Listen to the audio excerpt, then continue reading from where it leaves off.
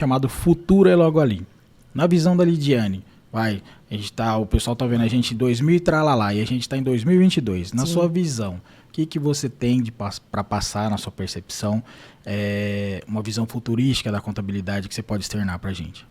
Eu acho que o contador ele precisa entender melhor o teu cliente e trabalhar não para o governo, né? Nós temos muita obrigação acessória, muitas coisas a atender ao governo.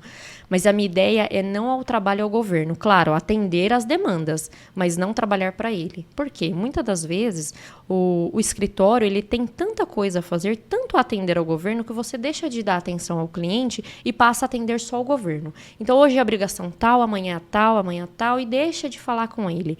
Então, é isso que a gente precisa. É ter, em 2000 e tralalá aí, a gente tá com o cliente, trabalhar para o cliente e não para o governo. A questão de não falar em contabilidade, eu bato muito também lá no escritório, eu preciso falar para o meu cliente da forma com que ele entende.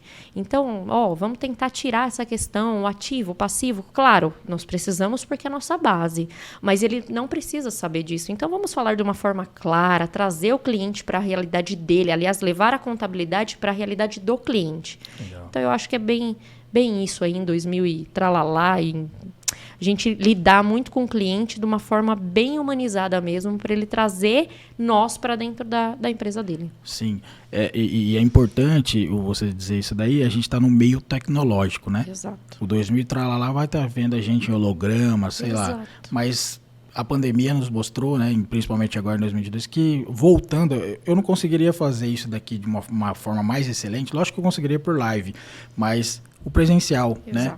O humanizado. Isso é interessante que você falou, né? Sim, precisa ter. E lá na frente muito mais, onde tudo vai ser informatizado.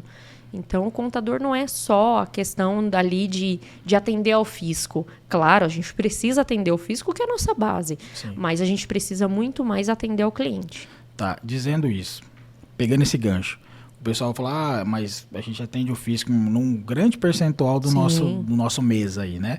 Se ele tirar uma parte, você acha que a gente vai ficar sem fazer nada? O que você pode externar ao pessoal? Aí a ideia de ter o cliente aliado, né? De ir até o cliente, de conversar com ele. Aí voltando um pouquinho aí na questão da pandemia, o que eu fiz? Liguei. Se eu não podia ir por conta que estava tudo fechado e o Brasil, o mundo, tudo parou, eu liguei. Como é que você está? Como que tá te causando ali qual é a tua pior necessidade aí? Passa para mim que eu vou tentar resolver o teu problema. Legal. Se eu vou resolver é uma outra coisa, né? Sim. Mas a gente procura meios para isso. Então, é lidar mesmo com o cliente, é ligar e perguntar. Ao invés de correr, olha, o cliente vai pedir redução de honorários, por exemplo. Ok, mas nós estamos num barco onde está todo mundo. Sim. Então, vamos resolver o problema dele, que ele pode até pedir uma redução. Mas lá na frente ele vai falar, quem me deu a mão foi ele. Sim. E aí entra uma questão de gratidão, aí entra a questão de ele nos indicar a outros, falar, pensa num contador que foi muito bom para mim na época de pandemia. Uma contadora. Vou deixar muito claro aqui.